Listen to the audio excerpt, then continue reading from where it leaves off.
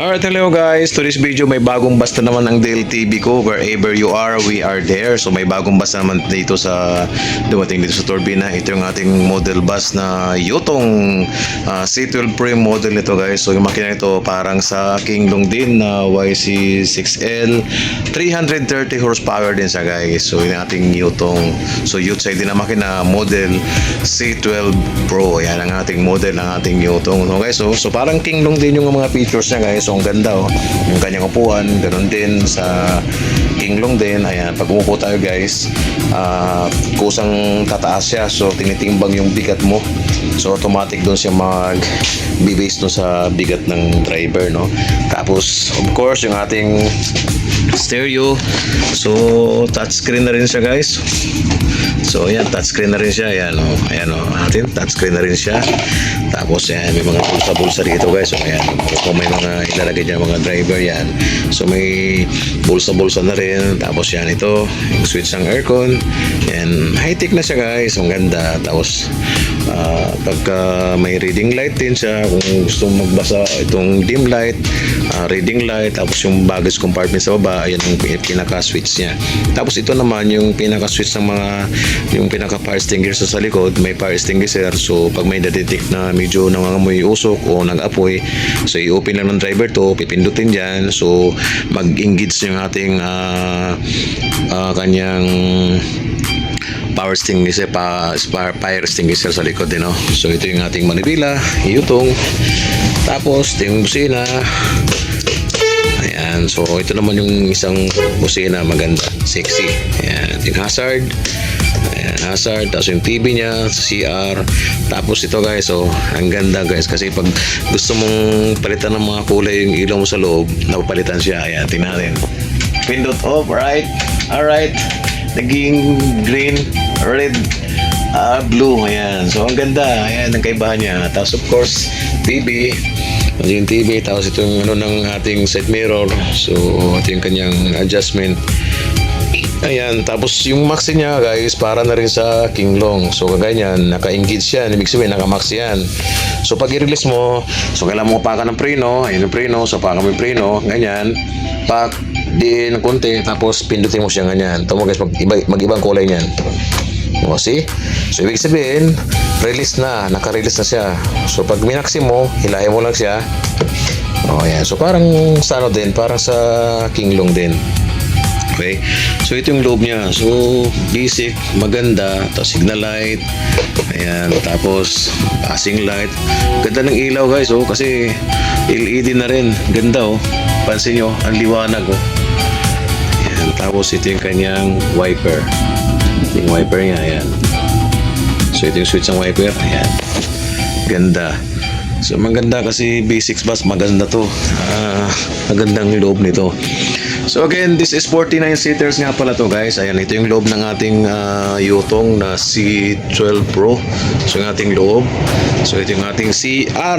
Ayan ang ating CR rin, ang lawak. So may pintuan din pababa guys. Yung ating CR at yung CR, tapos may pintuan din pababa. Ayan. So ito yung pinakalikod. Ayan. So 49 seaters nga pala to guys. Tapos ang kagandahan nito, bawat upuan ay merong pinaka-table siya. Pinaka-table. Kung gustong kumain, so may lagayan din ng bottled water dito. At yung kanyang charging port ay dalawa na po kada upuan. So isa, ang kabilang upuan naman ay siya dalawa yan. So bawat upuan ay may charging port na guys. So yan, so tapos yun nga, gaya ng sinabi ko, may charging port na nga. Yan, ito yung gitna. So 14 na seater, kaya medyo yung kanyang leg room ay medyo malapit dun sa kaysa sa Kinglong siya, no? Yan, Kinglong kasi 41 seaters lang yun. So haba lang sila. Kaya lang ito, naging 49 seaters ito. Ayan, so ganda. Ganda rin. So hindi naman maiipit din ang sasakay nito kahit i-recline niya. So hindi pa rin maiipit. So sakto lang. Yan, pag kumain ka dito. Yan, di ba? So hindi maiipit din yung yung sa likod nito. Tapos ito, yan, camera to guys. Ayan, ito yung pinaka-camera niya. Aliit. Pakalit ng camera niya guys, oh. Ayan. So may camera din sa likod. Ayan, napansin natin. Ayan, may camera din sa likod yan guys. Tapos isa, dalawang camera at may camera din tayo dito sa harapan. Ayan. So okay, so ito yung ating Yutong na C12 Pro. Ayan, ang ganda. So wala namang pinag-iba. So same ng King Long siya, ganun din ang features, yung max niya. Maganda na rin. Pero ako tingnan mo parang basic lang siya. Yung King Long kasi parang nasa spaceship ka na nun kasi yung ganda ng dashboard niya. Nito naka-curve siya dito. Okay? So ito maganda na rin. Ganda din yung mga cambio nito, ang lambot. Yan oh, ang lambot ng cambio guys oh. Yan oh. Napakagandang ng cambio oh. Yan. So ayan. Ikot tayo sa likod. Lawak ng mga estribo rin to guys eh. Okay, so baba tayo guys. Titingnan natin ang estribo nito. Okay. Tingnan natin. Yan guys, so yan. Titingnan natin. Bubuksan natin itong isang estribo. Yan, bubuksan natin to. Yan. Oh, lala. Ayan. So, same din ang King Long. Ganito rin kalawak yung King Long, guys. Napakalawak din ang estribo niya. Ayan, oh. Maganda. Maganda to. Ayan. Ganon din. King Long din siya. Parang same lang din naman kasi sila ng makina eh. So, 330 horsepower din siya eh. So, ito na yan. Okay, ito na yung ating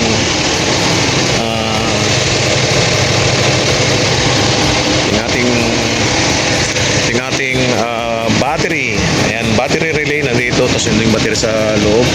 Yung ating battery relay, of course, operated dito ng AdBlue. Ayan, so ito yung pinakalikod. Ito yung ating AdBlue. Ayan, bubuksan natin. So dito yung AdBlue. Ayan, ayan lagay ng AdBlue. Ayan, so mas malaki yata yung sa King Long kasi 60 liters yun. Ito parang maliit lang to. So di lang natin bubuksan. So alam ko siguro nasa 40 lang to kasi mas mataas yung sa King Long eh. Ayan. So 60 liters yung sa King Long. Ito by 40 liters na siguro itong ating AdBlue. Okay, so yan ang pinakalikod. Estribo. Ganda.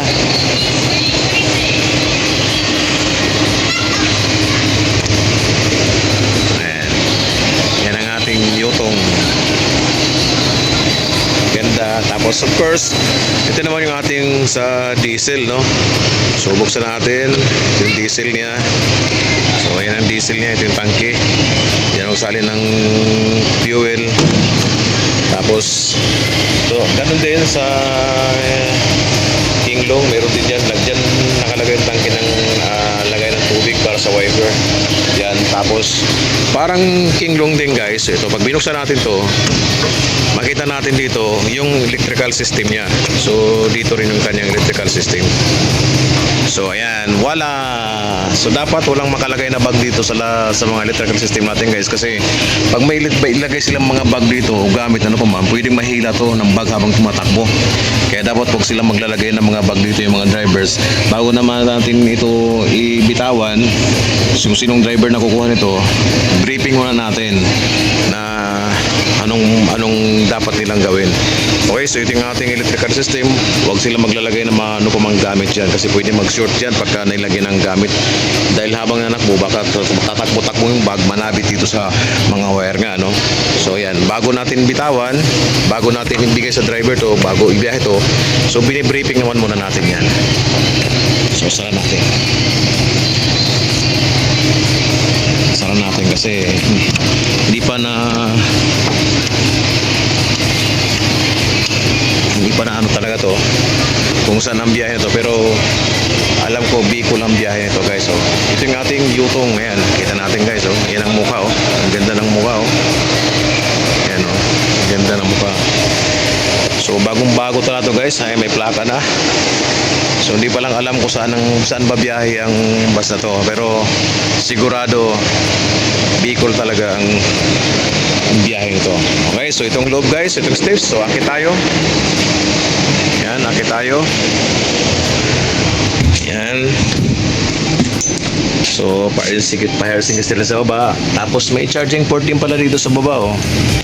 So, dito sa harap, ang charging port ng nasa harap, pag dito ka makaupo sa front seat, ito yung charging port mo sa baba.